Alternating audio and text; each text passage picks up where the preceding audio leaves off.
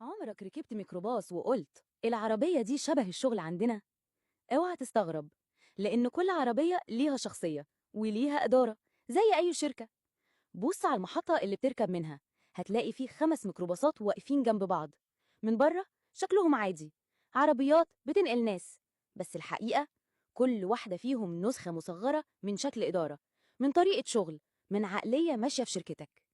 الأولى بتاعة المظاهر، من بعيد شكلها يفرح، دهن لامع، جنود بتلمع، ستائر فخمة. من بره تحس إنها في فندق 9 نجوم، وصاحبها واقف يصورها من كل زاوية ومغرق صورها على السوشيال ميديا وبيكتب على الستوري اللي باعنا خسر دلعنا.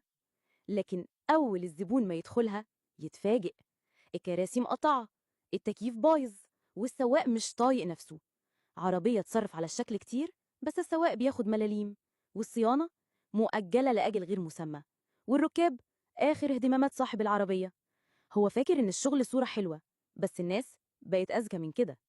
تتصور جنبها؟ ممكن. تركبها تاني؟ لأ.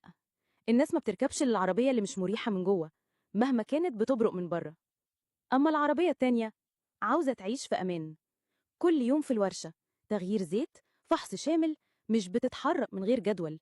كل حاجة فيها محسوبة، الفرامل معمولة بمعايير الطيران، وزيت الموتور بيتغير كل 3 أيام بالساعة والدقيقة. صاحبها مقتنع إن العربية دي جوهرة هندسية وعايش في مية البطيخ. بس أول ما الركاب يركبوا يتصدموا، الرحلة كلها ماشية بسرعة 30 كيلومتر، ولما حد يشتكي يرد عليه بفخر: أنا بحافظ على الموتور، إحنا هنا بنشتغل بعقل مش بعشوائية. أن تصل متأخرا أفضل من أن لا تصل من أساسه. المشكلة هنا إنه ناسي إن الركاب مش راكبين علشان يشاركوا في تجربة معملية، هم عايزين يروحوا مشوارهم من غير توتر، من غير فلسفة، وفي الوقت المظبوط. وفي الآخر الركاب أول ما ينزلوا يقولوا: كل حاجة ماشية على القواعد، بس يا ساتر على الرحلة. أصل السباحة مش بس في التفاصيل، لكن المهم إنك توازن بين إنك تحافظ على عربيتك والناس اللي بتركبها. التالتة اللي ماشية بأي سواق، العربية كويسة، بس اللي سايق كل يوم شكل. مرة تلاقيه بيجري كأنه بيهرب، ومرة مش عارف يركن، ومرة تايه وسايب الناس تسأله عن الطريق. أصل صاحب العربية بيتفق مع أي حد ويخليه يمسك الدركسيون ويقول خلاص هو بيفهم. لا تدريب، لا توجيه، ولا متابعة. والنتيجة ركب بيتوهوا، يتأخروا، يتنرفزوا، وأحيانا ينزلوا في نص طريق. ولما تسألهم إيه رأيكم في العربية؟